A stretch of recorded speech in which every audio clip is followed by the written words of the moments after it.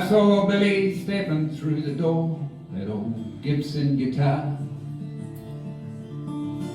It's worn and faded, cracked and bruised, top don't shine no more. It's the open mic, Friday night, you can sing a couple songs. Everybody knows Billy Jackson in this back road country town. He don't make a show of tuning up, don't waste time with talk. He just says this one's for my old man, and he knocks it out the park. Little two-bar intro dusts off that gravel voice, and then he lays down the story of a man who his father was. Back those days, plenty folk had fathers like we did. You grow up stepping lightly, you take care of what you said. We grew in the shadows of a man that you don't cross. You understand that to move on, you gotta bury your own past. Billy Jackson drove a worn-out Ford, you'll have seen it round the town. He'll be parked up at the RSA when the lunchtime special's on. Well, I seen him down the corner store in his cigarette smoking days. He don't afford tobacco now on what the pension pays. But I know he served his country, he went away to Vietnam.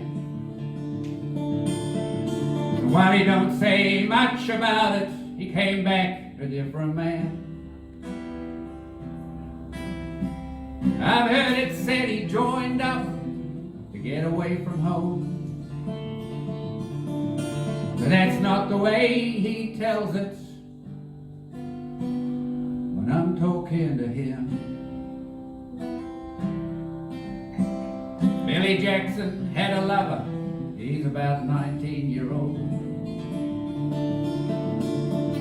She was all the world to him when young, that's how it goes. Well, she stood him up one Friday night, Billy never saw her again.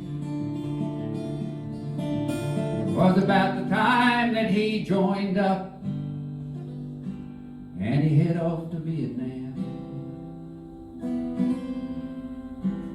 As younger blokes, we all fell from those memories we had. I guess the time will come you try to understand if you're the same as your old man. And the song Billy laid down that day in the working man's hall, trying to lay old ghosts to rest, trying to save himself from hell.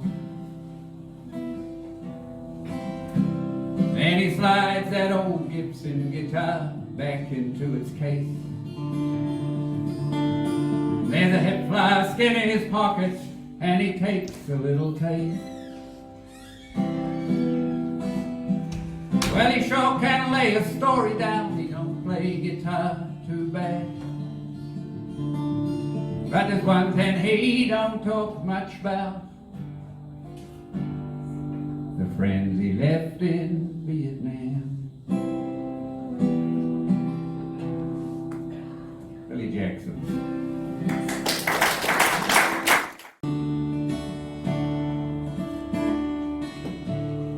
She drove down from the back country in the daddy's pickup truck.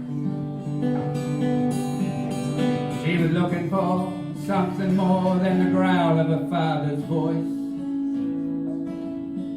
Wasn't much she couldn't handle, in a world of hard-nosed men. Most of it's way better than any one of them. She's seen her father growing old while still short on years. His body always knocked about lines that worried Roe. Heard him talk until sunrise about rain and drought, the price of beef, fertilizer, and who will see him out. She'll be dancing down at the Loaded Dice on Main Street, drink whiskey across the road at Mama's bar. The music she never heard those lonely nights out on the farm. She wants gypsy violin, sad cowboy guitar, and a band at the Load plays the blues. She can sing along. If they all know the tune, the chances are she knows the song. And the fancy guys with big ideas out driving shiny cars, well, she knew her backcountry road soon would change their minds. She'll be dancing down at the Loaded Dice on Main Street, drink whiskey across the road at Mama's bar. The music she never heard those lonely nights out on the farm. She wants gypsy violins, not sad cowboy guitar. But it's good to know your chances, know what might have been. If time and opportunity came before you change your dream. She keeps her shirt front buttoned up, steps out in hand-tooled boots. The blue jeans are well-fitting, low down on her hips.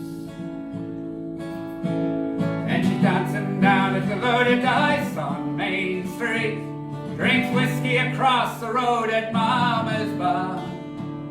The music she never heard those lonely nights out on the farm. She wants gypsy violin, not sad cowboy guitar, and a band at the Loaded Dice, they all know her by her name. And Mama at the whiskey bar knows the price of a good time. They all know by sunrise that she'll be heading out. She'll leave it all behind in a daddy's pickup truck. Dancing down at the Loaded Dice on Main Street, the whiskey across the road at Mama's bar. Music they always played those wild nights down in the bay. And she'll always be remembered as the one that got away. Yeah, we remember them, the ones that got away. Thank you.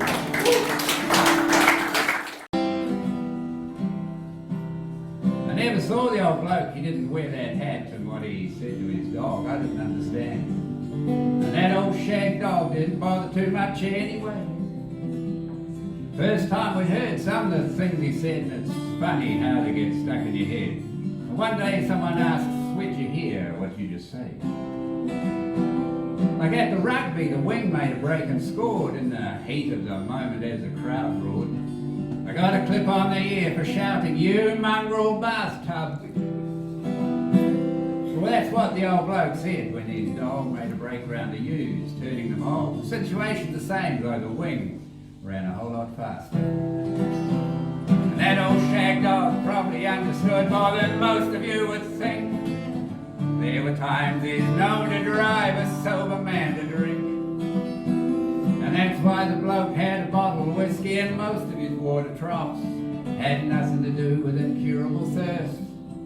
It's all the fault of the dog. You see him leap up and down and wave his stick, and if the wind was at your back, it's a pantomime completely without sound. But on those wonderful days with clear blue skies, if there's no wind, the words arise, tumbling off the hills and shaking crows out of the trees. It always seemed to me that old shag dog had a collection of names a mile long. When the wind's in the south, I must have heard all of them.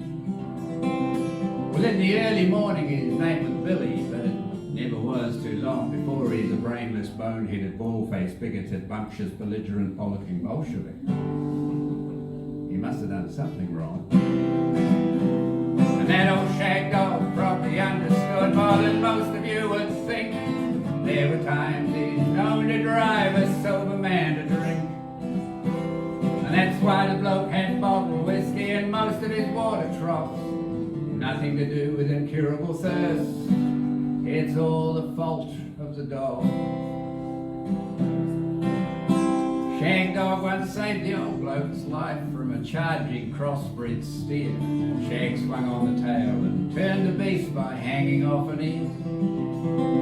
Well, I guess Shag knew with all the hullabaloo that a dog's got to do what he's got to do, and sometimes a dog's only there for a bloke to talk to. None of the dogs I had were as entertaining as anything that old bloke was training.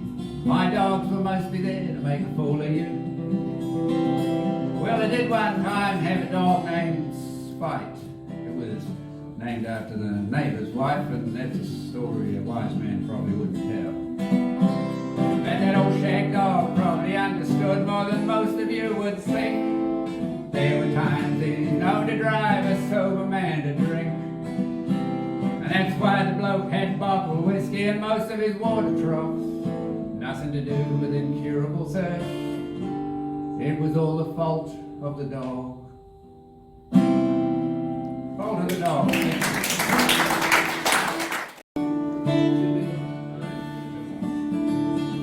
Well, he always had a cigarette with breakfast and a second cup of tea before he's gone.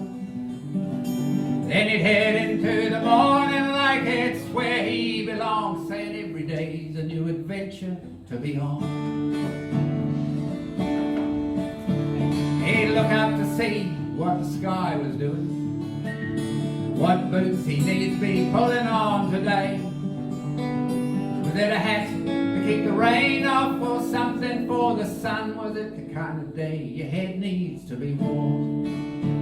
And this job had been his life long before he'd known his wife. It was something they had both learned to share, and never crossed his mind to leave it all behind, because what would the place be doing if he had not been there?